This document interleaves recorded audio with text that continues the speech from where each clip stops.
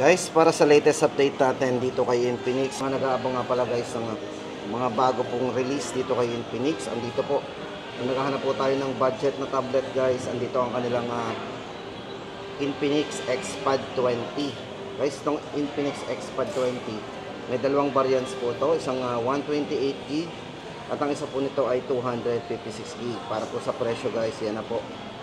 Yun nga lang guys, abang-abangan po natin ang stock nito kasi ito po ay kumbaga display pa lang at upcoming po, parating na rin po yung stock niyan guys. So abang-abangan natin. Bigyan ko po kayo ng highlights po ng specs po nito. Para po sa specs niyan guys, bigyan ko kayo ng quick review niyan. Ito guys, yung bagong release po na yan ni Infinix na kanilang Infinix Xpad 20. Ito po ay mayroong display na 11 inches. Naka 90Hz na rin po yung kanyang screen, refresh rate, naka full high definition plus display po yan. Pagdating sa processor, ito po ay ginamitan ng MediaTek Helio G88. Battery po nito, meron siyang 7,000 mAh battery. At network, syempre guys, nalalagyan ng SIM, meron po siyang 4G LTE connected. At pagdating po sa kanyang AI, meron na rin po siyang AI, yung tinatawag pong AI platform, yung Infinix AI. So, pwede tayong mag-ask doon, yan, di ba? Then, sa memory, meron nga pong dalawang variants. Isa pong 4GB, 128. At ang isa po nito ay 8GB RAM, 256GB. Ayan.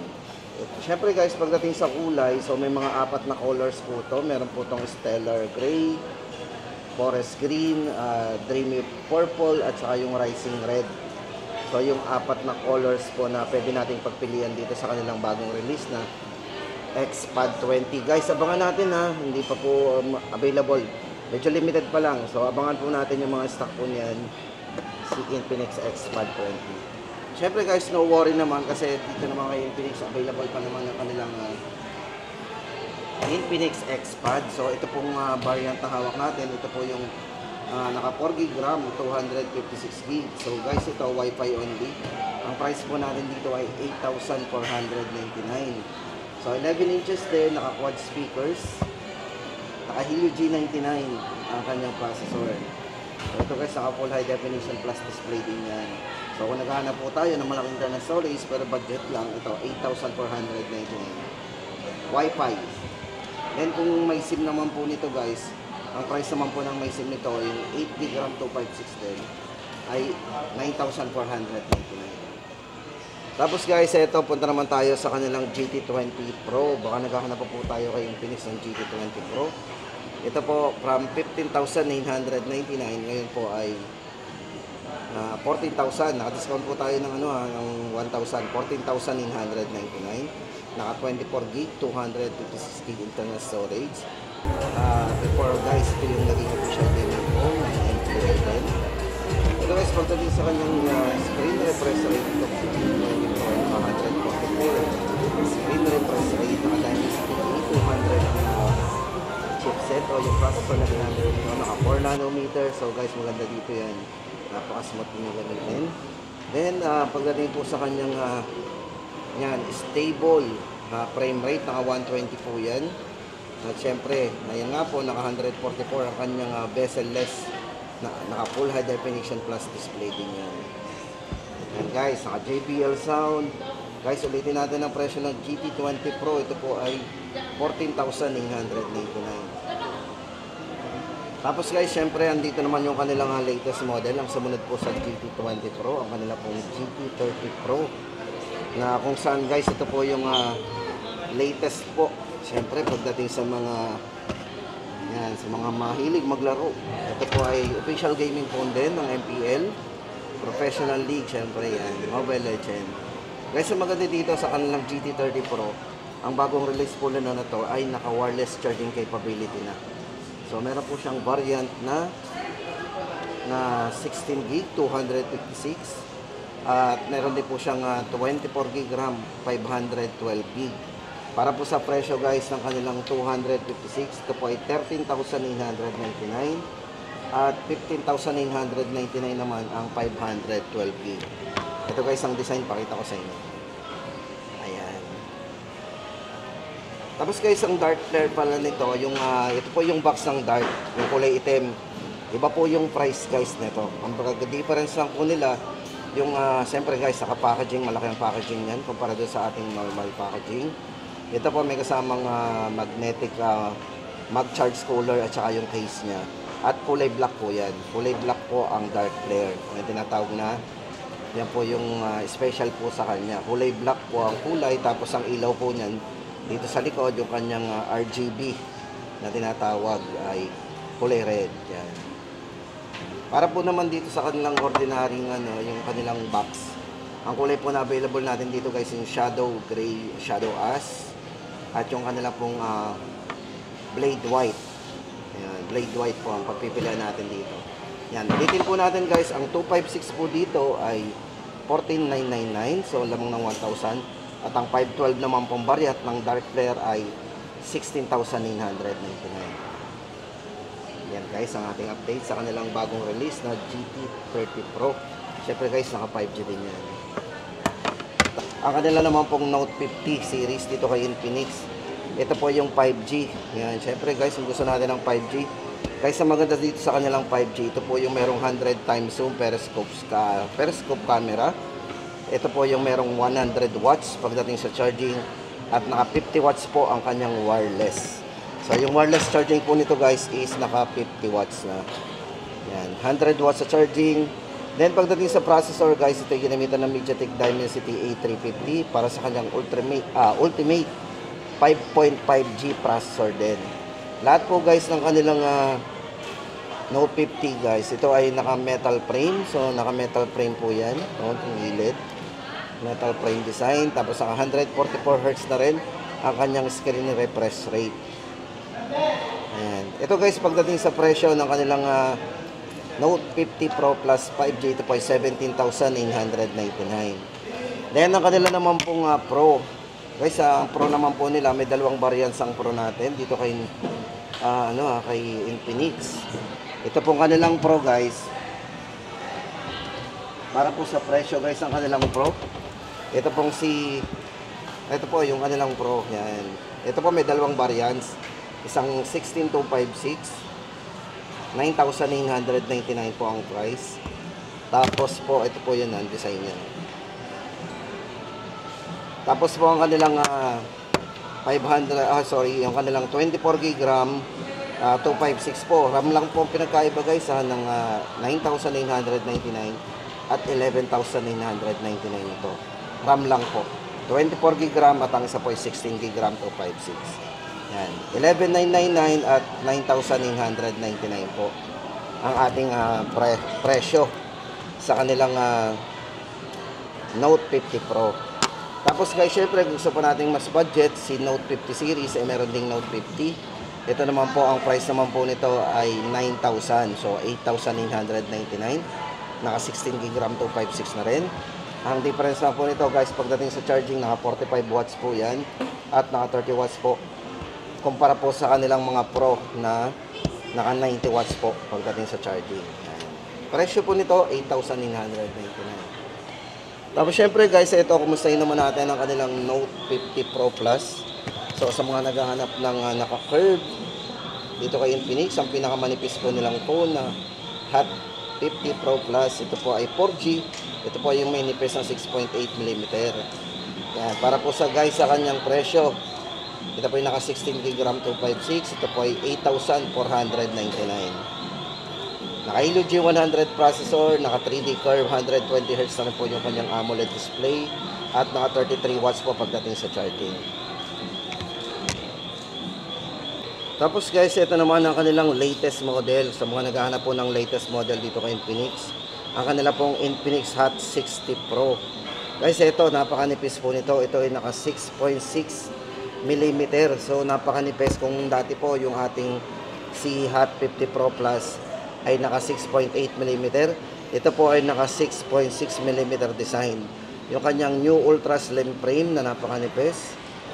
Ayan. Guys, ito maganda dito sa kanilang Hot 60 Pro. Ay, ito guys, napakaganda po ng specs nito. So, kung naghahanap din lang din po tayo ng latest model. Ito guys, budget phone lang to guys. Ang presyo po nito ay 6,999. Pero guys, syempre visit lang po tayo. Double check po natin sa mga store Kasi minsan, meron silang konting add-on sa presyo. So, double check na lang po natin. Then guys, ito pagdating sa kanyang display, ito po ay merong 144Hz naka-AMOLED display na rin. Tapos naka-Corning Gorilla Glass pa ang kanyang screen. So, matibay, mataas ang refresh rate. At syempre guys, naka-AMOLED ang display. So, doon pa lang guys, maganda na yung specs nito pagdating sa display. Then, meron na rin po siyang AI platform na kung saan ito po ay naka One Tap AI Infinix. So, pwede tayong mag-ask kahit ano yung kanyang AI platform. So, pwede tayong magtanong kahit ano doon, di ba? Using AI platform na One Tap Infinix AI. Then, pagdating sa camera guys, si Hot 60 Pro, ito po ay merong 50 megapixel para sa kanyang rear camera at front camera po nito ay 13 megapixel na. Then maganda po sa kanya nga guys, balikan ko yung kanyang display, naka 1.5K resolution nga pala guys ang display nito na hindi natin nakikita sa mga mga mid-range phone o yung mga budget phone lang. Pero dito, naka 1.5K, 144 AMOLED display, Corning Gorilla Glass. Yung pa lang ay panalo na tayo guys. At hindi lang yun guys, pagdating sa processor, ito pong si Hot 60 Pro ay naka Helio G200 na. Meron ding 5-year of performance, TUV fluency protection. Naka 45 watts po yan, na fast charging na din. At syempre guys, 5,160 mAh battery. At ang kulay po nito guys, ayan, ito po ay merong 6 na kulay. Slick black, titanium silver, sapphire blue. Yan, meron din po silang coral tides at yung jungle breath at yung orange rose valley. So may 6 na kulay po itong kanilang Hot 60 Pro. So ayan, 4G po ito guys, 4G. Para po sa presyo guys, 6,999. O ayan na guys ang ating pinaka-latest update. Ano pa ba? Yung nga pala guys sa kanilang may bagong release pala sila dito. Abangan po natin ang kanilang Hot 60i. Ito nga po guys yung bagong release ni Infinix. So ito guys, abangan po natin pagdating po ng kanilang Infinix Hot 60i dito sa mga store.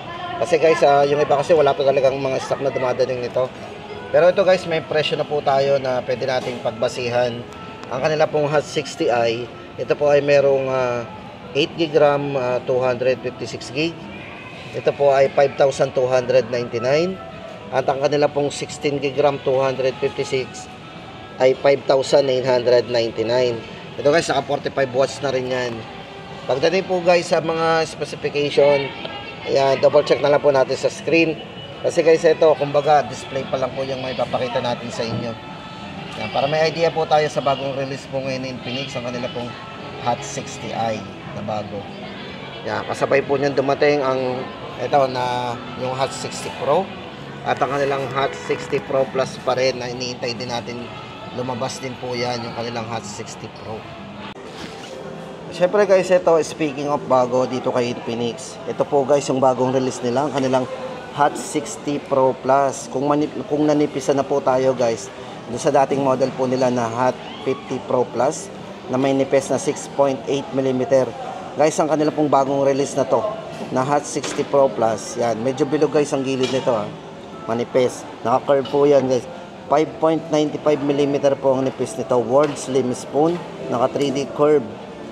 Yan, curve phone na redefine talaga. Guys, ito, bali ito, maganda guys dito sa bagong release na Hot 60 Pro Plus. Kung ikukumpara natin before sa sinundan po nito. Ito guys ay merong 144Hz na rin para sa kanyang display. Tapos guys, naka Corning Gorilla Glass na rin yan. Matibay ang glass nito. At meron na rin po siyang AI platform na One Tap AI. Yan, pwede tayo mag-ask ng kahit ano. Tapos pagdating sa camera guys, itong si Hot 60 Pro Plus is naka 50 megapixel na rin. At ginamitan po ito ng Sony camera, Sony lens, so IMX 882. At yung kanyang front camera naman is 13 megapixel. Helio G200 po ang ginamit na processor dito. Meron din 5-year of performance, TUV fluency protection yan. Para po sa kanyang RAM and ROM, naka 16GB RAM, 256 na rin. Ayan. Siyempre guys, naka JBL sound. So check po natin, no? Meron siyang sound by JBL. At naka 45 watts na po ito, fast charging. So guys, yan ang maganda natin. Ito po yung maganda dito sa kanilang bagong release na Hot 60 Pro Plus.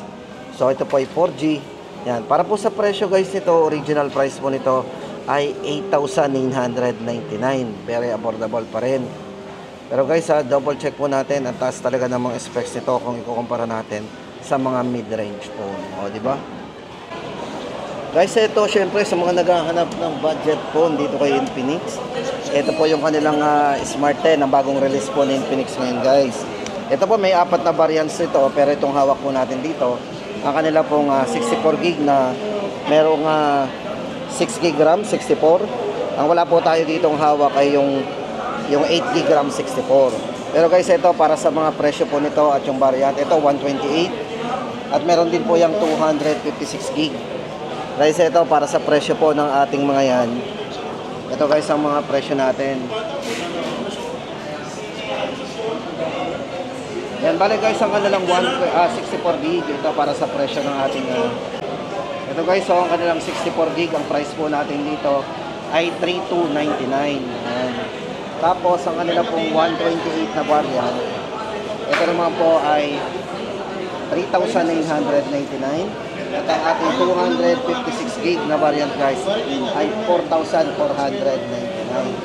Ito na guys ang pinaka-latest update natin sa mga naghahanap po ng budget lang dito kay Infinix. Para po sa mga specs guys, ito ang specs po ng ating Smart 10.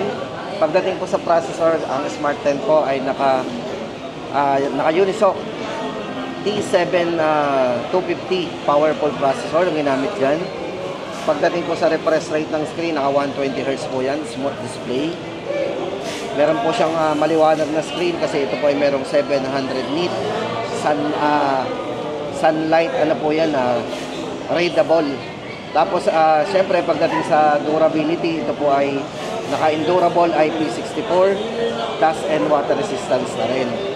Sa sounds po, naka-dual speakers at meron po itong 300% volume. Pamalakas. Pagdating po sa main camera at front camera, sa Smart 10 po ay merong 8 megapixel sa front at sa rear camera is naka 8 megapixel din. O, ayan na guys, para po sa ating latest update, kung naghahanap lang din tayo ng budget dito kay Infinix. Yan, 3299, 64, 128 po natin ay 3,999 at ang kanilang po 256 ay 4,499. Kompleto. Check po natin. So, yun guys, ang pinaka-latest update natin dito kay, kay Infinix.